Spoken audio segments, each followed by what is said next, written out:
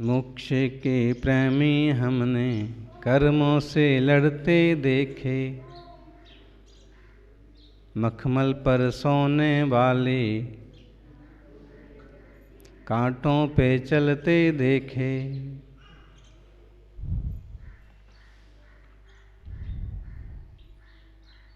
सरसों के दाने जिनके बिस्तर पर चुभते थे, काया की सुध नाही गीतड़ तन भक्ते देखे। मोक्ष के प्रेमी हमने भीम और अर्जुन जिनके बल का ना पार था, आत्मोन्नति के कारण अग्नि तन जलते देखे। मोक्ष के प्रेमी हमने कर्मों से लड़ते देखे। सेठ सुदर्शन प्यारा रानी ने फंदा डाला, आत्म उन्नति के कारण सूली पर चढ़ते देखे। मोक्ष के प्रेमी हमने कर्मों से लड़ते देखे, मखमल पर सोने वाले कांटों पर चलते देखे। ये प्रवज्ञा का, ये दीक्षा का ये स्वरूप है। आज हम बोध पाहुत में कुंद कुंद स्वामी के द्वारा कहे गए तीर्थंकर की वाणी के भावार्थ दीक्षा के व्याख्यान को पढ़ने वाले हैं, और जिसकी गाथाओं का ये सार है कि मोक्ष के प्रेमी जो हैं, जिन्हें आत्मा की शुद्धि चाहिए, परिपूर्ण निर्मलता चाहिए, संसार के बंधन से मुक्त होना है, वो कर्मों से लड़ते हैं। किससे लड़ते हैं? कर्मों से लड़ते हैं। मखमल पर सोने वाले और कांटों पर तक चलते हैं। अब ये नहीं कहना चाहिए कि हमारे यहाँ तो बहुत कुछ था, यहाँ तो रहने को कमरा भी नहीं है। अरे हम सोते थे डनलप के गद्दे पर, और यहाँ टूटा वाला कमरा मिला है, कोने वाला, जिसके घर की बाजू में नाली बहती है, और हमें वहाँ रुका दिया। अरे भाई, इससे अच्छे तो हम घर में थे। यही कल्पना अभी तक आपने की है कि इससे अच्छे घर में थे, इसीलिए अभी तक घर में पड़े रहे। सौभाग्य से कोई कर्मों का उपशम, क्षय उपशम हुआ और कुछ निमित्त मिले और ग्रह का त्याग हो गया, सन्यास का, मुनि दीक्षा का मार्ग मिल गया। अब वही कल्पना करोगे ना, और धोखे से कहीं फिर कर्म बंद हो गया, तो कहो इसी भाव में वापस वही गद्दा, पल्ली, मकान, दुकान सब वापस मिल जाएगा। बुरा नहीं मानना। ऐसे हैं 5-25 लोग कि पहले वो साधना के क्षेत्र में थे, लेकिन इसी तरह की कल्पना कर करके बहुत अच्छा घर था हमारा, तो हम तो एक अच्छा घर बना लेते। ऐसे पैदल चल चल के थकने की बजाय तो एक जगह कहीं आराम से रहते बैठते हैं, और अपनी ही भावना का ये परिणाम हुआ कि लो अच्छा घर चाहिए था, लुगाई चाहिए थी, सामान चाहिए था, लो संभालो।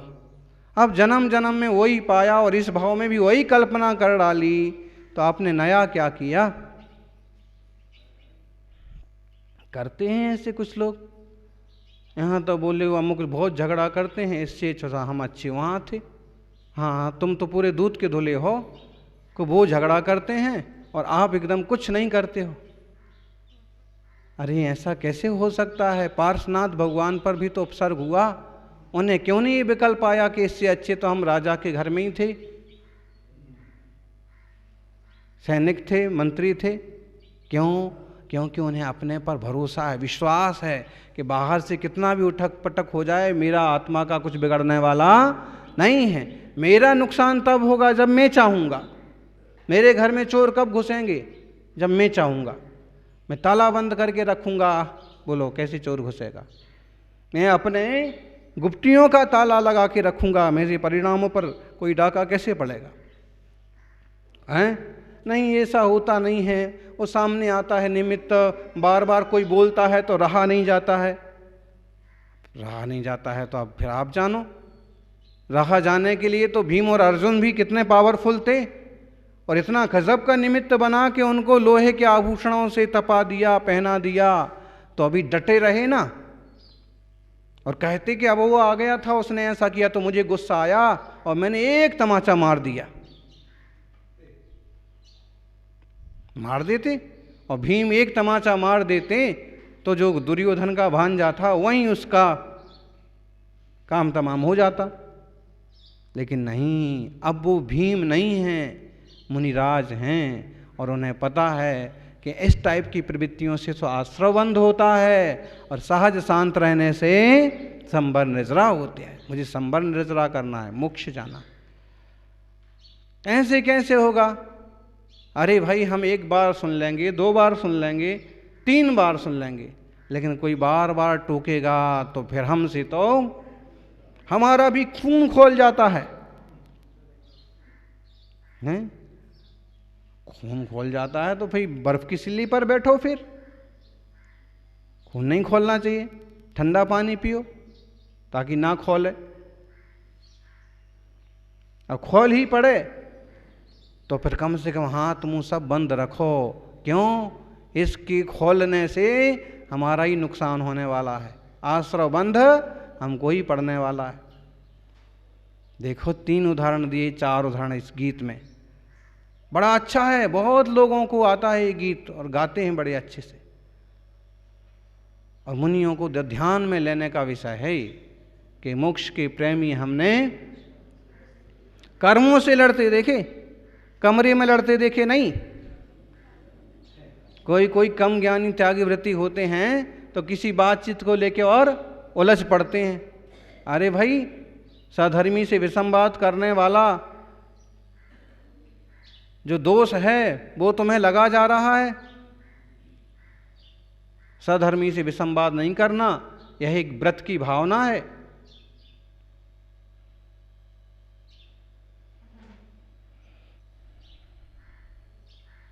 अब कहें कि उनने ऐसा किया इसलिए हमें गुस्सा आया। अरे वो तो कुछ करेंगे ही करेंगे। आपको गुस्सा दिलाने के लिए कोई कुछ तो करेगा ही करेगा।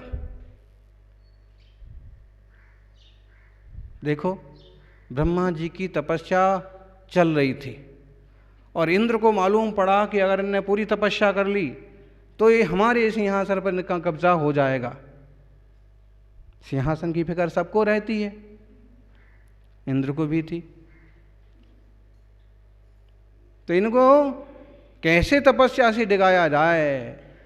तो अब सादी अप्सरा से तो काम चलेगा नहीं। तो उनने क्या किया? सारी अप्सराओं से तिल तिल तिल तिल बढ़िया अच्छा सौंदर्य इकट्ठा किया और एक तिलोत्तमा बनाई। कौन सी अप्सरा बनाई? इसलिए सबसे सुंदर कैसे बन जाएगी, तो इसकी नाक ले ली, उसका कान ले लिया, और सबकी जो सुंदर सुंदर चीज़ें थी सब मिला के एक ऐसे ही किया होगा कुछ सबसे सुंदर बनाने के लिए। अब अंदाज से बोल रहे हैं अपन। तो सबसे सुंदर अप्सरा बना दी। अब अप्सरा तो आएगी, गाएगी, नाचेगी, कूदेगी। अब ये तो उनको चाहिए था कि वो ना देखते ना उसमें उलझते नहीं। उन्हें भी बढ़िया लगा कि क्या हो रहा है। और फिर सामने की तरफ देखा, बढ़िया डांस चल रहा है, सुंदर। फिर अभी आंखें खोली जैसे ही तो उनकी तपस्या काफ़ी खर्च हो गई। एनर्जी वेस्ट होती है, खर्च होती है, आंखों से ज़्यादा होती है। फिर देखा कि 1000 वर्ष की एनर्जी तो ऐसे ही ख़त्म हो गई। फिर उसने क्या किया? दाएं तरफ डांस चालू किया, तक तक तैया। उनसे रहा ना गया, इतना बढ़िया डांस, इतनी सुंदर सारा देखना चाहिए। और अब यूं मुंह करके देखते हैं तो लोग क्या कहेंगे? बाकी देवता क्या सोचेंगे कि ऐसा मुंह करके क्या देखने को लगे हैं, क्या तपस्या कर रहे कि इधर देख रहे। तो उनने अपनी कहा कि 1000 वर्ष की तपस्या खर्च हो जाए और यहाँ मुंह बन जाए। एक मुंह बन गया। जो बनावटी कथा चलती है लोक में वो सुना रहे आपको, क्योंकि ब्रह्मा तो परम ब्रह्मा तो आदिनाथ स्वामी हैं, और उनने तो जैसा भक्तंबर की 15वीं काव्य में कहा है, काम को जीत लिया था। इधर एक मुंह बना लिया, फिर भी चल रहा था थैया।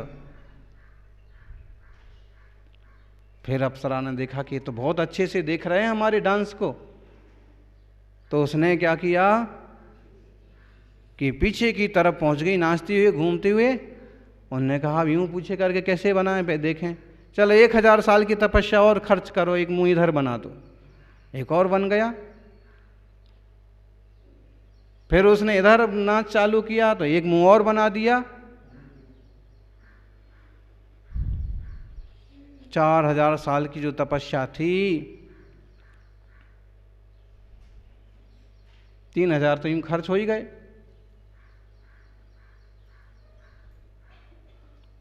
फिर उसने ऊपर डांस चालू किया। अब ऊपर कैसे देखें, चार तरफ तो 4 मुंह बना के देख लिया। अब सुल्लक जी ऐसे आँख करके बता रहे कि ऐसे देखना चाहिए। अब ऐसे थोड़ी देखेंगे, लोग देखेंगे कि ऐसी ऐसी आंखें क्यों कर रही है, गड़बड़ नहीं लगेगा। ये लग जी देख रहे हैं, ऐसे देखो। अरे ऐसे देखेंगे तो लोग क्या कहेंगे। तो उन्होंने गधे वाला मुंह बना लिया जिसकी आंखें ऊपर की तरफ होती हैं। ऐसी कथाएं लोक प्रसिद्ध। अब सारी तपस्या एक तरह से खत्म हो गई और इंद्र का सिंहासन जीतने की क्षमता खत्म हो गई। अब जब सिंहासन ना मिले, अब किसकी गलती इसमें? ये तो बन जाते इंद्र को अपना आसन छोड़ना पड़ता। किसकी गलती है कि अब नहीं मिल रहा इंद्र का सिंहासन? बोलो। अब वो कहें ब्रह्मा जी से, उनसे कोई पूछने जाए कि भाई किसकी गलती है, तो वो कहें कि अप्सरा की गलती है, हैं? इधर आके नाचने लगी, इधर आके नाचने लगी। तो कोई भी समझदार कहेगा कि उसकी गलती नहीं है, उसका तो धंधा ही ये था, वो यही काम के लिए आई थी कि कैसे भी इनको सिंहासन तक ना पहुंचने दिया जाए, भेजा ही इसलिए था। गलती किसकी है? तुम्हें अपनी आंखें बंद रखना थी ना, और एक बार आंख खोल के कदाचित देख भी लिया था तो समझ लेना था, स्वरूप में निष्ठ हो जाना था, शांत हो जाना था। फिर दाएं और फिर बाएं और फिर आगे और फिर पीछे और सब तरफ ऊपर तक तुमने आंखें बना ली। गलती की किसकी गलती है बोलो? इस टाइप की कथा शायद अपन पहली बार बोल रहे हैं, लेकिन समझने के लिए बहुत महत्वपूर्ण है। सामने कोई गाली देने के लिए आया है और आप कहने लगे कि उसने मेरे को गाली दी, इसलिए मुझे भी गुस्सा आ गया। साहब, कोई 2-3 बार गाली देगा तो गुस्सा आना स्वाभाविक है, आखिर हम भी तो इंसान हैं, कितना सहन करेंगे। लेकिन आपके इन तर्कों का कोई मूल्य नहीं है। आपने जो तप इकट्ठा किया था, आपकी जो पूंजी थी, वो सामने वाले गुस्सा करा करा करके आपकी सारी राख कर दी, और जो वैभव आगे पर्याय में उपलब्ध होने वाला था, आत्मा का जो निखार आने वाला था, वो सब धूल में मिल गया। बोलो, द्वैपायन मुनिराज जितना कठोर तप कर रहे हैं और जिनको तेजस जैसी रिद्धि हो गई, बिरले मुनियों को होती है। क्या? तेजस जैसी रिद्धि हो गई जो बिरले मुनियों को होती है। बिरले, कठोर से कठोर तपस्वी, ऐसी रिद्धि हो गई।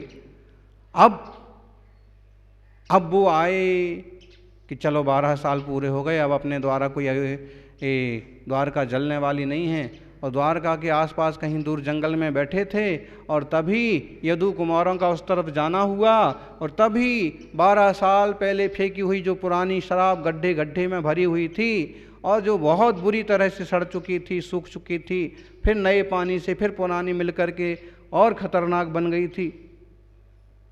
प्यास के मारे वो पीने लगे, पी लिया, मद चढ़ा नाचने लगे। ध्यान में बैठे हुए द्वैपायन को उन्होंने पत्थर मारना चालू किया। हैं।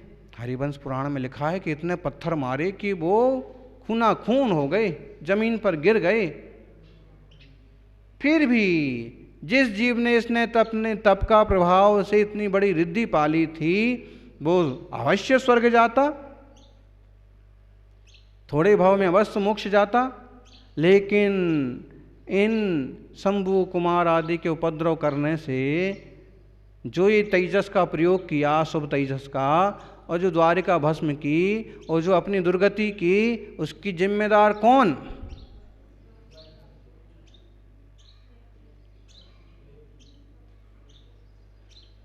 बोलो, कौन है जिम्मेदार?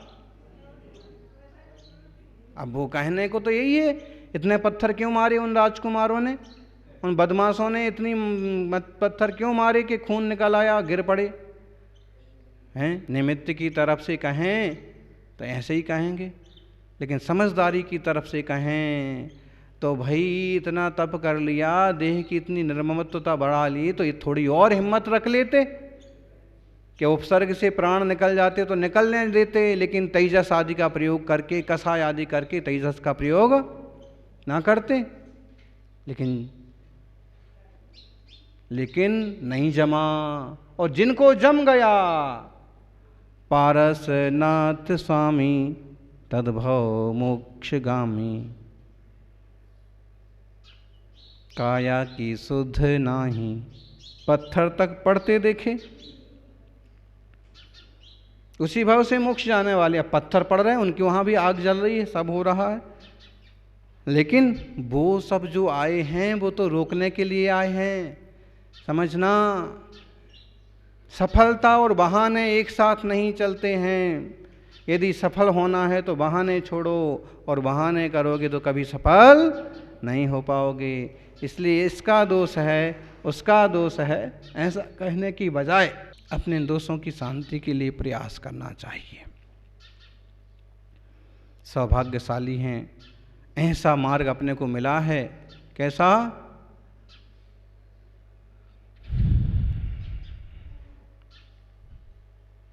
कर्मों को नाश करने वाला, विकारों को मिटाने वाला। अब जिम्मेदारी अपनी अपनी है। अगर आप मोक्ष के प्रेमी हो तो आप उसी तरह का उपक्रम करोगे, और यदि आप संसार के प्रेमी हो तो आप संसार को बढ़ाने वाले कारणों का सहयोग करोगे, कारण इकट्ठे करोगे, कारणों में उलझोगे। किसके प्रेमी हो?